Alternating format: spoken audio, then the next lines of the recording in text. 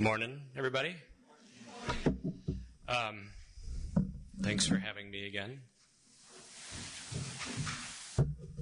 Every time I get up here, I'm like, is this going to be the last one? Who will I offend today?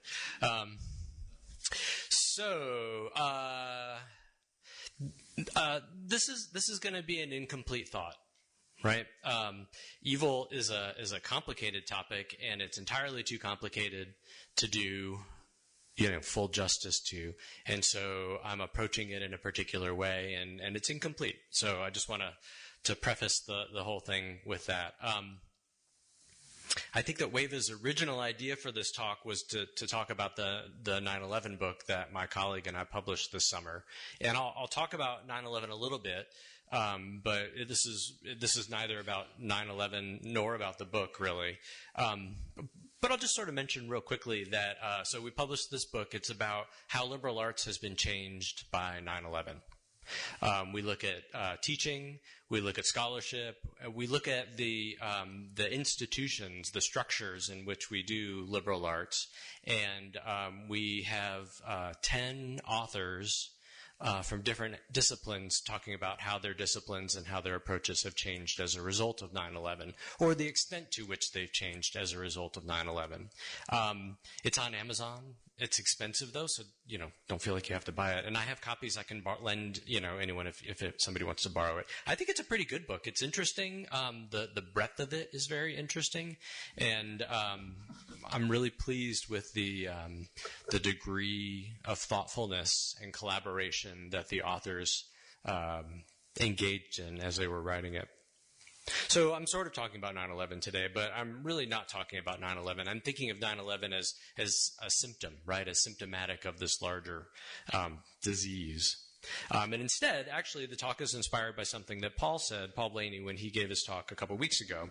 And he was talking about sin, and he identified several aspects of sin, including evil.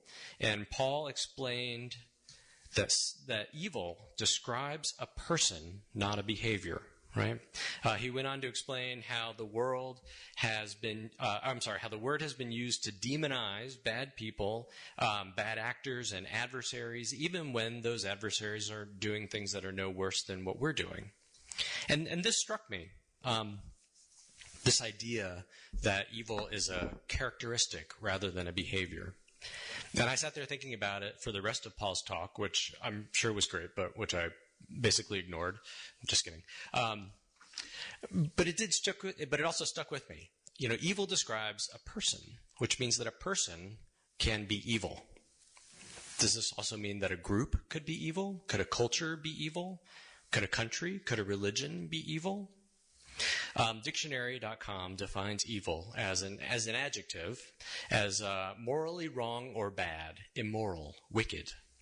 And as a noun, it's defined as the force in nature that governs and gives rise to wickedness and sin. I had a conversation with my mom about this yesterday. My mom says that malice is a key ingredient to evil. And I'm not sure if that's so, but I thought I would mention it. Malice feels to me like a conscious choice, and I'm not sure that evil is always conscious. I remember on September 12th, 2001, when President George W. Bush said, "America is united. The freedom-loving nations of the world stand by our side. This will be a monumental struggle of good versus evil, but good will prevail." And then on September 16th, 2001, he said, "My administration has a job to do, and we're going to do it. We will rid the world of evildoers." I'm going to use my talk today to tell a couple of stories from my life about evil. These stories have served as important life lessons for me.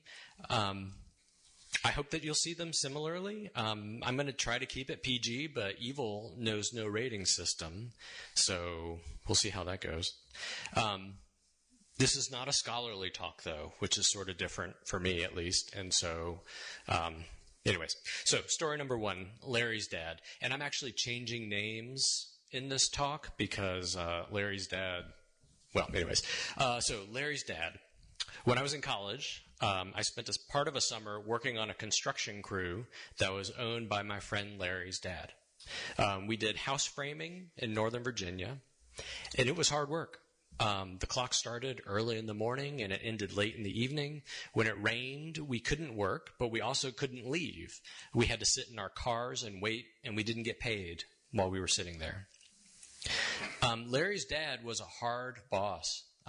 He cursed more than I do, and he cursed at people, right? He called them names. He threatened people. For example, my friend Felix, also a pseudonym, who was also working with us that summer. And it turned out that Felix was one of the least handy people that can be imagined. This mattered because Larry's dad expected Felix, me, and everyone who was working on the site to be able to do things, but he didn't ever really find out if we knew how to do things, and he didn't make any effort to train us on how to do things. And so one day Felix was assigned the task of cutting 2x4s using a chop saw or a miter saw. You guys know these? They're on a platform, and it's a thing you go zoop like that, and the saw just cuts it down. It's a really easy task, right? The chop saw does all of the work for you. One has to only measure accurately, check twice, and hold the board against a guide, and the chop saw zoop, cuts it, and you're straight, right? But somehow Felix was not cutting straight lines. I don't know how, I don't know why, but he spent hours that day cutting 2x4s that were not quite square. What I do know is that no one taught Felix how to do it, right? And a few hours into the workday, Larry's dad came raging down from the house at Felix, wielding a 6-foot 2x4 above his head, screaming at him that if he made one more mistake with the miter saw, it'd be a piece of his anatomy that was cut in a crooked line next time. I'm cleaning up the language. Larry's dad was mean, right? On another occasion, Larry's dad was in his forklift, hoisting roof joists up from the ground to the second story. Roof joists are these prefabricated rafter pieces that the roof sits on, right? They go up on top of the structure, and then the roof sits on top of them, right?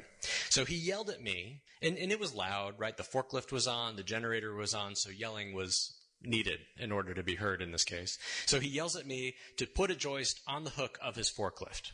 How do I do that? I yelled back. Because the gap on the hook was narrower than the width of the board that I was supposed to put it onto. And he yelled back at me, "Just bleeping do it." He didn't say bleeping. So I just bleeping did it.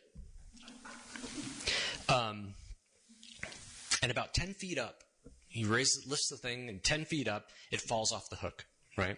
And on its way back down to the earth, it crashed first into his panel truck, ripping a huge hole in his panel truck, and then, down onto the ground where it broke, slightly.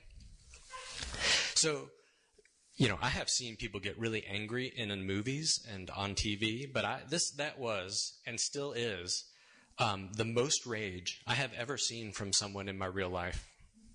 Like Larry's dad came down off of his forklift. His face was purple, and he's screaming at me, and he's screaming at everyone. And then he literally starts to take this joist and to tear it apart with his bare hands. And these things are ridiculously sturdy, right? They're made with mending plates. They don't, they're not meant to come apart. But he did it with his hands. Evil, right? Well, I thought so. None of my friends lasted for the whole summer. I didn't make it the whole summer either.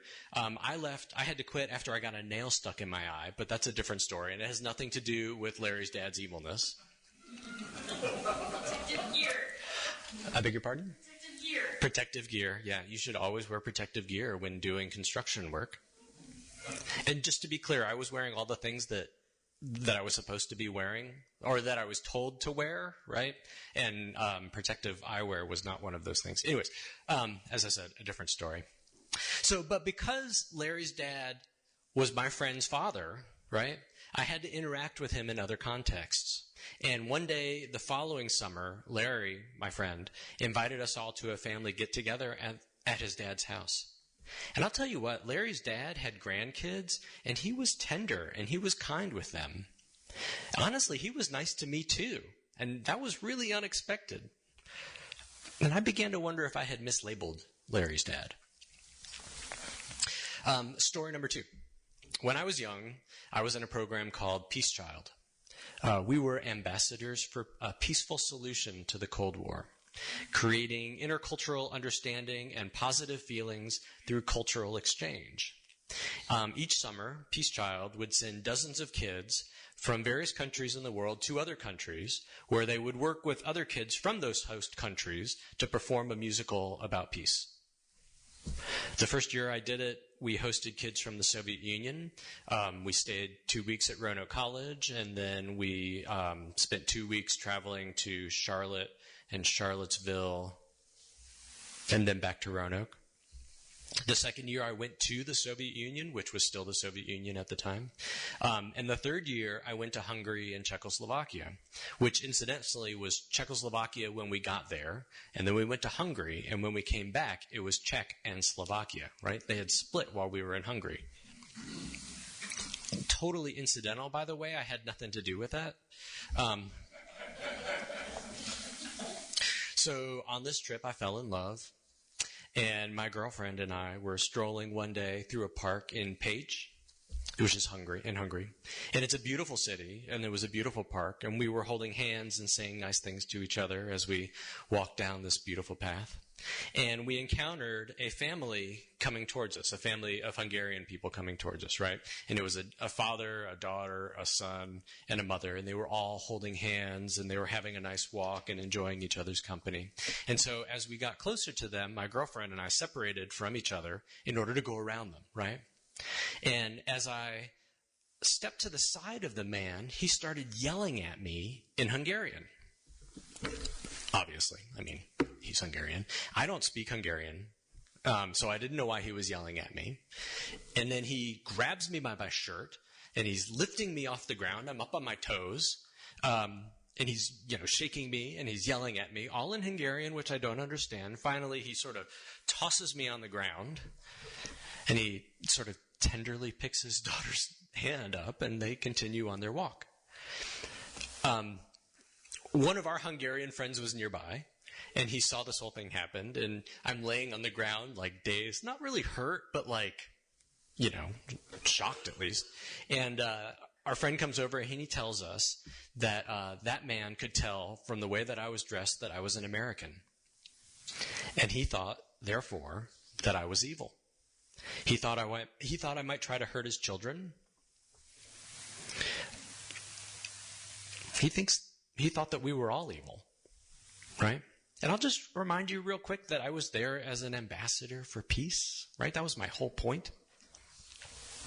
So, story number 3, 9/11. I'm pretty sure that the building where I worked at George Mason University was very close to the flight path of the hijacked Flight 77. This is the one that flew into the Pentagon, killing 189 people, including the passengers. I recall hearing a too loud, too low plane flying overhead that morning. I remember after we heard the news, right after we knew what had happened, rushing around the building, trying to find a TV and a cable jack. I was in a brand new building, academic building at George Mason University, and there were no cable jacks in 2001. Literally no cable jacks. So then after I discovered that, I was on the hunt for rabbit ears that we could plug into a TV so we could watch, what was happening. And it was awful, right? As you know, that people could do that, right? But from a practical as well as a moral standpoint, it was devastating. That they could hate us that much. To me, because of my, I don't want to say because of my proximity, maybe enhanced by my proximity to the Pentagon, the fact that I heard the plane overhead, it felt very threatening, right? I felt personally threatened. It felt random. It felt like I could have been a victim, or I could in the future, right? But more importantly, how could anyone do something so horrible to other people? To non-military people, right?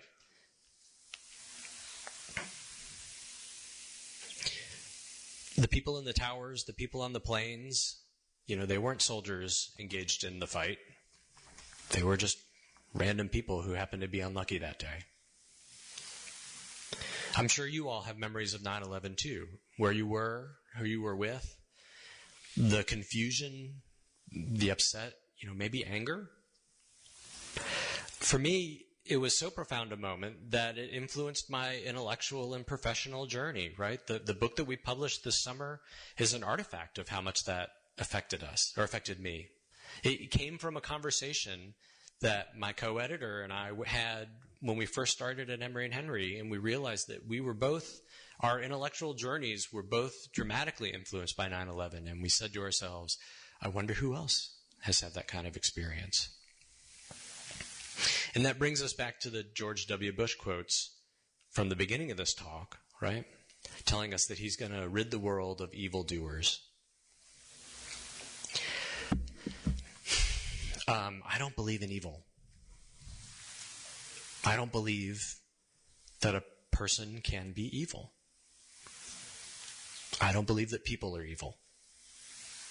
I believe that there are evil things that people do, right? There are evil things. People do evil things, but there are not evil people. I remind my students that there's a difference between saying you're a jerk and you're acting like a jerk, right? That difference is important to me. The first is a condemnation, while the second is about behavior.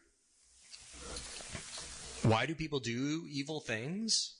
There are lots of reasons and real evidence-based answers to this question, and I am going to skirt over them real quickly without any citations.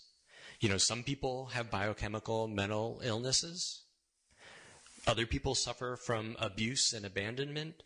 Some people are taught really lousy morals, and others have, in my view, really perverted senses of loyalty. There are other reasons, I'm sure. Those are just the ones that come immediately to mind. So I was talking to my mom about this yesterday, and she disagrees with me, by the way. She thinks that there is such a thing as evil people. She said, as you might expect, what about Hitler? What about Trump?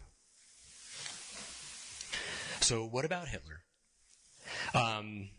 In researching for this talk, I discovered that in 1988, Dr. Fritz Redlich wrote a book, and he called this, he did in this book what he called a pathography of Hitler, right? I'm sorry, I didn't even write down the title of the book. I probably should have done that. Here we are. In which he studies and describes Hitler's mental and physical pathologies, right? His goal was to try to figure out if Hitler's evil could be attributed to mental illness. And he explains that Hitler, and he uses a lot of documentary evidence. I guess there are medical records that existed. There's also a lot of biographical information about Hitler that existed, that exists today. And he explains that Hitler was paranoid. And he's doing so from a sort of clinical point of view. So Hitler was clinically paranoid, he argues, right? That he suffered from chronic physical pain. He was a victim of a mustard gas attack from World War I, and that affected him later in life physically. At the same time, he explains that there's evidence suggesting emotional and physical abuse in Hitler's childhood. Hitler never knew his father, who he believed was Jewish and had syphilis. Hitler believed that his father had passed on his syphilis to Hitler, although there's not evidence showing that Hitler had syphilis. Dr. Redlich concludes that it would be inappropriate to attribute Hitler's evil to mental illness. And I haven't read the book, right? I'm just basing this on the New York Times coverage of its publication. And I feel like we need to trust the experts in this case, right? He's a clinical and research psychologist. Redlich knows what he's talking about. But I also don't think that I'm contradicting him by asserting that Hitler's life was full of illness, both mental and physical, as well as trauma and abandonment. And I wonder if it's too much of a stretch to think that his beliefs and decisions could be attributed to factors like that.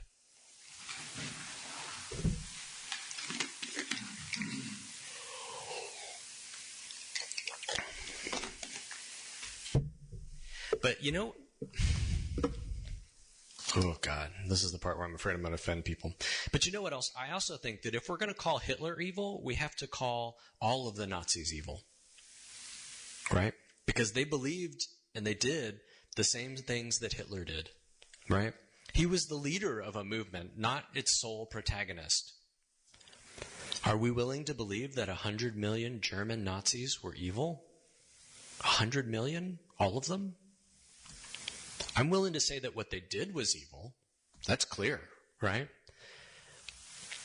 But I think that that's as far as I'm willing to go on that account. I should also admit that believing that believing that they are not evil is really self-serving for me. Evil is dehumanizing. If someone is evil, then they cannot be redeemed. I think this is the part of it that's most troubling for me. I'm opposed, obviously, to the doing of evil things. But isn't it also a little bit evil to write someone off as evil? Even if we include malice in the definition, it feels malicious to call someone evil. Each of these three stories taught me something about evil. In the first, I learned that someone who treated people really badly, threatened people, didn't pay people for time that they should have been on the clock, could be kind in a different context. And the second, it was me who was perceived as evil by this Hungarian man whose sense of Americans was colored by historical conflict and prejudice. And on 9/11, we saw desperate people engaged in desperate acts against people who they also believed were evil. And I had also argued that our response to 9/11 has not done much to dispel that belief. When we call someone or some people evil, we preclude the possibility of productive engagement. We perpetuate violent conflict. We ignore whatever value there may be in their perspective or their point of view. But I also believe that doing so could make us seem evil, at least from their point of view. So I push myself to not believe in evil. It's hard, right? If I'm being honest. You're looking beyond the seemingly evil things that people sometimes do and trying to find their humanity is challenging. But I think it's worthwhile. I hope you do too. When I was getting dressed this morning, I realized that I recently acquired a pair of Darth Vader socks. And that Darth Vader, though fictional, sort of epitomizes what I'm talking about here, right? I mean, Darth Vader was evil. The Sith Lord, the destroyer of worlds, the guy who did the force choke on people who disagreed or who challenged him. And yet, as Luke Skywalker showed us, there was good in him. And I was trying to think of other actual examples of this, right? And the one that came immediately to mind was Dick Cheney, who did a lot of evil stuff, right? But also was changeable, right? His daughter, when she outed herself as LGBTQ, that changed his perspective, right? That when that happened to him, he began to see the world in a different way, in a less evil way. And that sort of spoke to me as well. So, that's it. Thank you all.